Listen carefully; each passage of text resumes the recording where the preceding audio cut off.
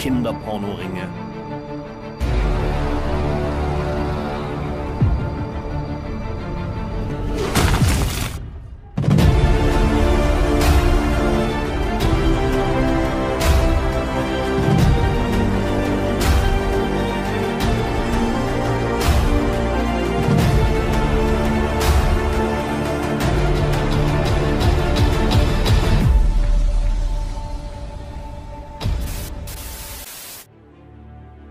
Kasus ini begitu heboh di Austria pada waktu itu, bahkan sempat menjadi pemberitaan utama di dunia. Dan kisah tentang hidupnya ini tidak hanya dibuatkan dalam film saja, tapi kisahnya juga dijual dalam buku yang laris di pasaran. Kasus apakah itu? Yaitu sebuah kasus. Coba kita bayangkan, selama 8 tahun tinggal di sebuah ruangan yang sempit dan gelap. Dia mengalami masa kanak-kanaknya dengan penuh tekanan. Memang sih sudah banyak banget yang nge-review film ini, tapi di sini saya akan menjelaskan dengan versi saya sendiri, tentunya hasil riset dari beberapa sumber yang ada, seperti masa lalu si pelaku dan apa motifnya hingga dia tega melakukan semua ini. Karena di film juga tidak dijelaskan masa lalu si pelaku ini seperti apa dan motifnya seperti apa tidak dijelaskan. Simak terus video ini, jangan skip, karena di akhir film saya akan jelaskan secara detail kenapa dia bisa berbuat sesuatu di luar nalar manusia normal pada umumnya. Penasaran dengan ceritanya? Mari kita mulai.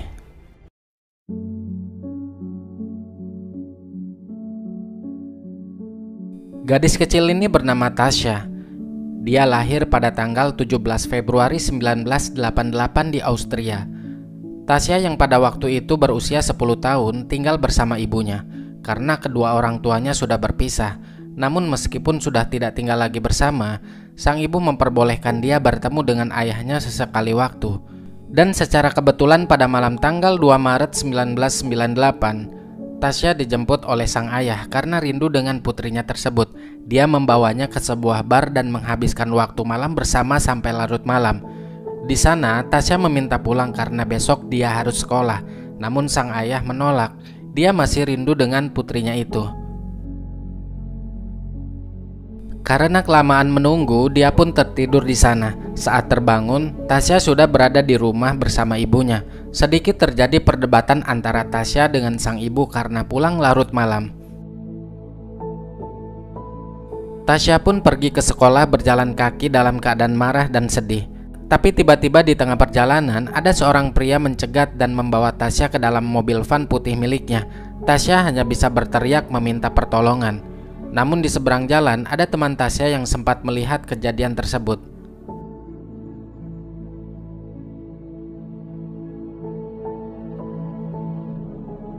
Dia yang masih dalam keadaan pingsan pun dibawanya ke sebuah ruangan bawah tanah dan menguncinya dari luar.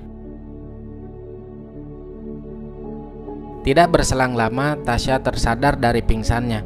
Dia berusaha membuka ruangan itu, namun itu semua sia-sia. Lalu pria itu datang lagi dengan membawa kasur dan makanan untuk Tasya. Tasya berkata jika dia ingin bertemu dengan ibunya, namun pria itu tidak memperdulikan.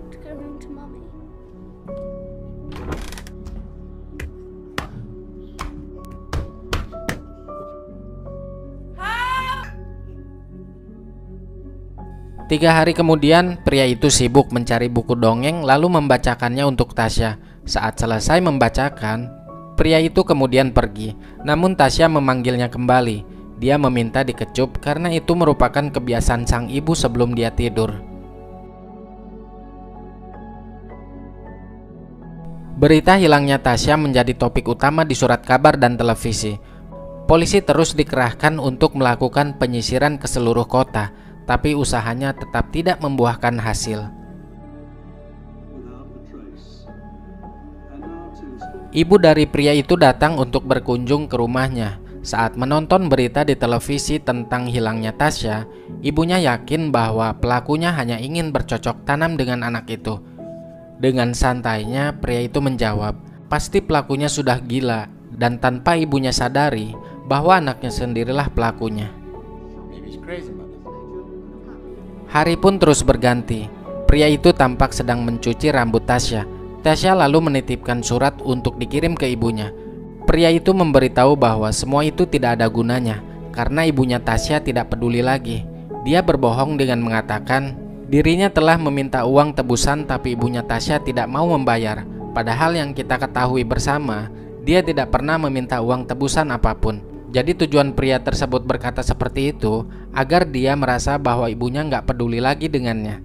Tasya yang tidak percaya dengannya pun akhirnya berdebat. Ibuku tidak mungkin tidak peduli dengan aku. Pasti dia lagi khawatir sekarang.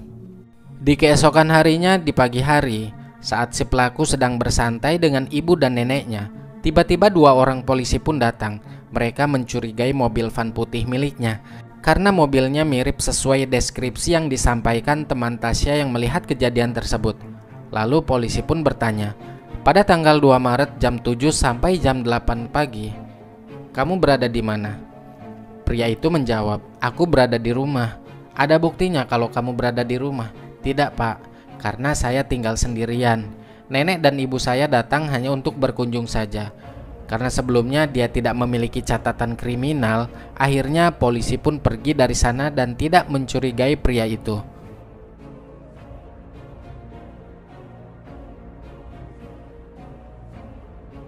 Pada suatu hari, pria itu memasang alat komunikasi di ruangan Tasya yang menyambung ke atas agar bisa berkomunikasi dengannya.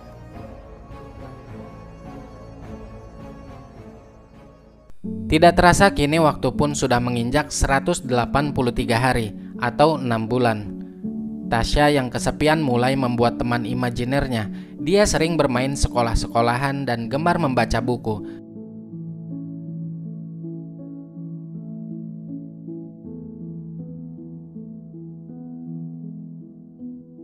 Tasya pun mulai mencari cara agar bisa keluar. Dia mengoleskan lengannya menggunakan krim, lalu mengatakan bahwa tangannya sedang sakit dan harus dibawa ke dokter. Tentu pria itu tahu jika hal itu adalah akal-akalan Tasya. Tasya pun diberi hukuman dengan tidak memberinya makan.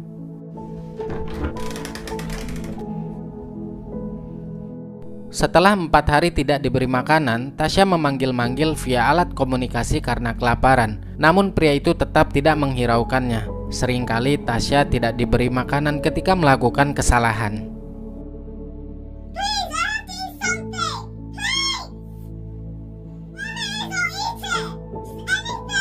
Kemudian kita akan dibawa ke 1695 atau 4 tahun telah berlalu. Seiring berjalannya waktu, badan Tasya kian semakin kurus.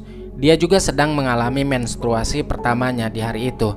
Tentu saja dia bingung karena tidak tahu cara menanganinya. Ditambah dengan tidak adanya kamar mandi di ruangan tersebut.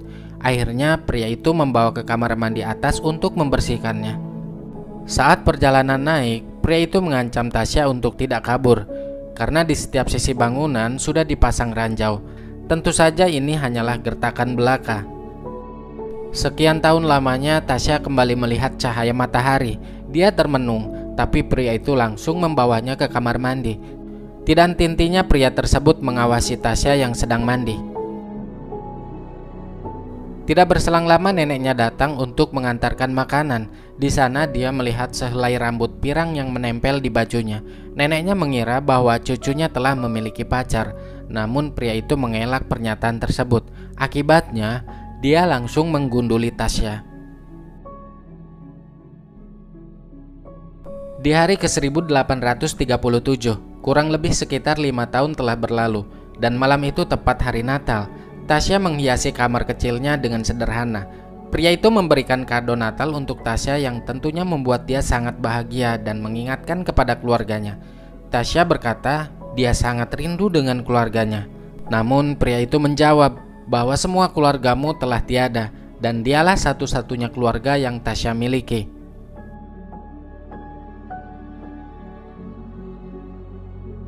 Disinilah baru diketahui bahwa pria itu bernama Wolfgang. Wolfgang pun mengganti nama Tasya menjadi Viviana. Di tempat lain tampak kesedihan ibu dan nenek Tasya karena mereka telah melewati beberapa malam Natal tanpa kehadiran Tasya. Ibunya hanya bisa menangis di malam itu.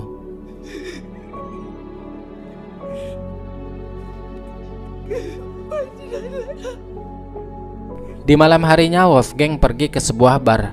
Di sana dia dihampiri oleh seorang wanita dan berjoget bersama. Wanita itu menggesek-gesekkan anunya ke celana Wolfgang hingga membuat tegangan yang cukup tinggi. Karena sudah tidak tahan lagi, Wolfgang pun bergegas pulang dan melanjutkannya bersama Tasya. Di momen inilah untuk pertama kalinya Tasya bercocok tanam. 2029 hari kini sudah terlewati. Tasya sudah diberi kepercayaan untuk mengurus dapur. Tapi itu semua tidak mengurangi perlakuan Wolfgang kepada Tasya yang tetap kasar, bahkan lebih parah dari sebelumnya. Pada suatu kesempatan, dia diajak berbelanja keperluan bangunan. Sebenarnya dia memiliki kesempatan untuk kabur, tapi bayang-bayang Wolfgang terus menghantuinya. Setibanya di kamar, dia baru menyesali telah membuang-buang waktu kesempatan untuk kabur tadi.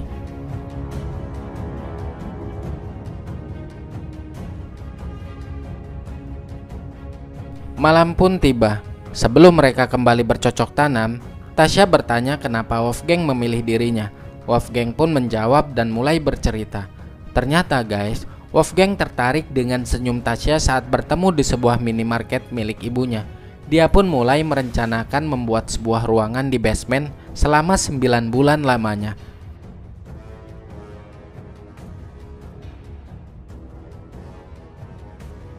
Merasa putus asa dengan semua keadaan, dia memutuskan mencoba untuk mengakhiri hidupnya dengan cara membakar semua tisu toilet agar ruangannya dipenuhi asap. Merasa pengap dan tidak kuat menahan perih karena asap itu, Tasya pun mengurungkan niatnya. Agar tidak ketahuan oleh Wolfgang, Tasya menyemprotkan pengharum ruangan, namun semua itu sia-sia. Wolfgang masih mencium bau sangit. Akibatnya, dia kembali menghajar Tasya. Tanpa Wolfgang ketahui, ternyata selama ini Tasya membuat catatan yang terjadi kepada dirinya di selembar tisu, lalu mengumpulkannya di sebuah kotak. Kini memasuki 2847 hari. Musim salju telah tiba. Wolfgang mengajak Tasya bermain ski. Setibanya di sana, lalu Tasya izin ke toilet. Di dalam, dia meminta tolong kepada seseorang, namun sayangnya wanita itu tidak bisa berbahasa Inggris. Hari demi hari Tasya menderita fisik dan mental. Tidak terasa kini dia sudah menginjak usia 18 tahun. Dan tepat di hari ulang tahunnya, Wolfgang memberikan kue dan dress untuk diajak berdansa.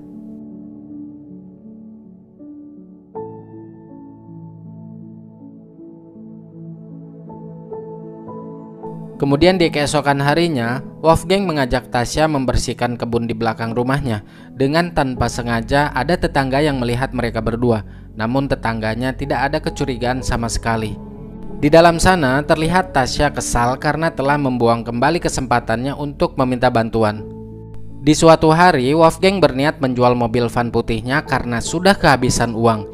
Dia lalu meminta Tasya untuk membantu membersihkan mobilnya. Saat membersihkan bagian dalamnya, Tasya melihat pagar yang sedikit terbuka. Tidak ingin membuang-buang waktu lagi. Dia berencana untuk kabur saat Wolfgang sedang lengah. Secara kebetulan ada telepon yang masuk. Karena berisiknya suara vakum cleaner yang digunakan Tasya, Wolfgang pun masuk ke dalam rumah. Dan ya, kali ini dia begitu yakin tidak ingin menyia-nyiakan kesempatan yang ada. Dia segera berlari sekencang-kencangnya lalu mencari rumah berpenghuni untuk meminta bantuan. Setelah polisi datang, Tasya memperkenalkan diri bahwa dirinya adalah korban penculikan 8 tahun lalu yang bernama Natasha Campos. Akhirnya Tasya kembali bertemu dengan kedua orang tuanya. Dan berita tentang Tasya membuat ramai diperbincangkan pada masanya.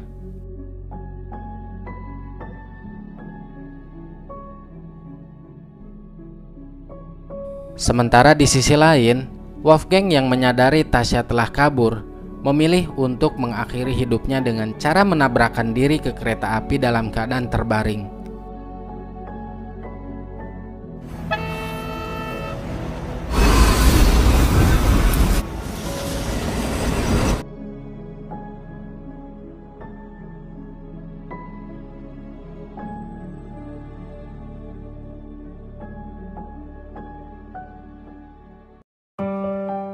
Ending yang kurang memuaskan. Tapi oke lah, daripada kalian penasaran, saya akan sedikit bercerita menjelaskan tentang siapa si pelaku di kehidupan nyata. Wolfgang Priklopil lahir di Wina, Austria pada tanggal 14 Mei 1962 dari pasangan Waltraud Priklopil dan Karl Priklopil. Wolfgang ini adalah seorang anak tunggal. Ibunya bekerja paruh waktu di perusahaan sepatu sebagai sales, dan ayahnya bekerja sebagai penjual minuman beralkohol. Di masa kecilnya, secara ekonomi Wolfgang tidak pernah kekurangan. Kurangnya hubungan yang harmonis antara anak dan orang tua membuat Wolfgang menjadi anak yang nakal. Nakal dalam artian nakal di rumah tapi sangat pemalu ketika berada di luar. Meskipun demikian, ibunya sangat menyayangi dia. Ya, kalau pertengkaran kecil sih selalu ada layaknya anak dan ibu. Namun tidak dengan sang ayah. Ayahnya seringkali memarahinya. Ayahnya ini sangat terlihat sensitif kepada Wolfgang. Karena apa? Karena sang ayah menginginkan anak laki-laki yang macho. Banyak tuntutan dari sang ayah. Dia ingin seperti anak-anak pada umumnya, yang bergaul dengan orang lain, bermain bola, dan lain sebagainya. Pokoknya tidak seperti yang diharapkan oleh sang ayah. Makanya dia sedikit-dikit memarahi Wolfgang, sedikit-dikit harus ini, harus itu. Intinya banyak tuntutan kepada anaknya. Nah, dari sinilah Wolfgang menjadi anak yang pemalu. Kepercayaan dirinya hilang. Jadi introvert karena tidak adanya support dari sang ayah. Harusnya kan sosok keluarga, terutama kedua orang tua, memberinya dukungan penuh kepada anaknya selama yang dilakukannya itu hal positif. Bukannya malah dipojokkan, apalagi sampai membuat anak hilangnya kepercayaan diri. Tapi guys, meskipun demikian, Wolfgang ini anak yang tergolong cerdas. Terbukti ketika selesai sekolah, dia bekerja di sebuah perusahaan komunikasi multinasional Siemens. Rekan-rekan kerjanya menganggap Wolfgang ini orangnya baik, pendiam, dan tidak memiliki masalah apapun sama mereka. Dan satu lagi nih, entah kenapa Wolfgang ini tidak pernah ngomongin soal cewek pada teman-temannya.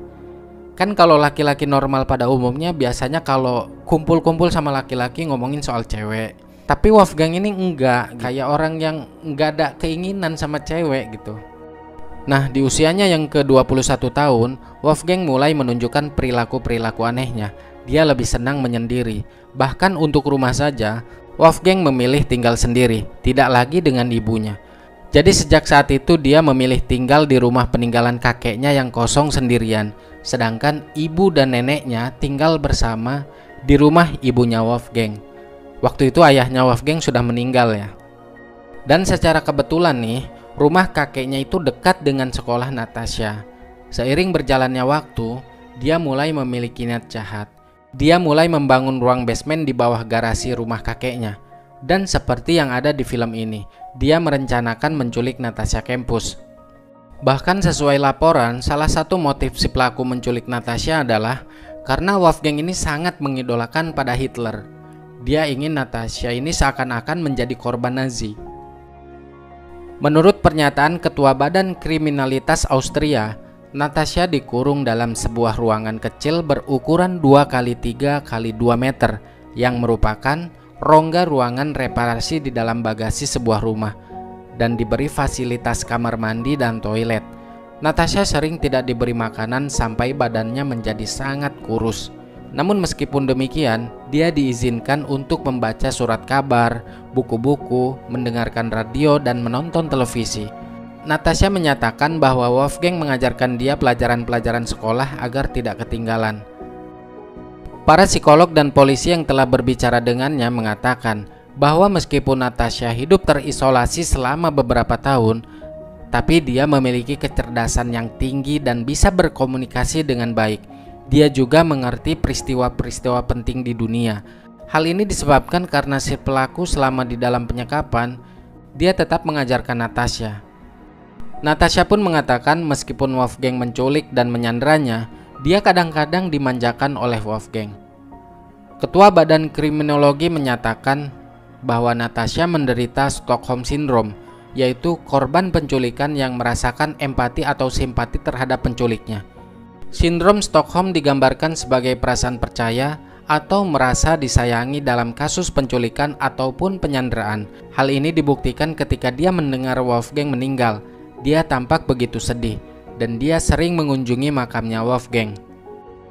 Wolfgang meninggal pada tanggal 23 Agustus 2006 dan dimakamkan pada tanggal 8 September 2006.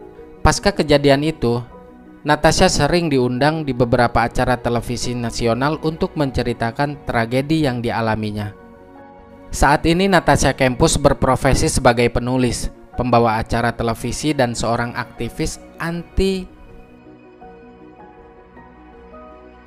Guys, pelajaran apa yang bisa kita simpulkan dari film ini? Yuk kita diskusikan di kolom komentar. Oke lah teman-teman, ambil hikmahnya dari film ini dan sampai jumpa lagi di video berikutnya.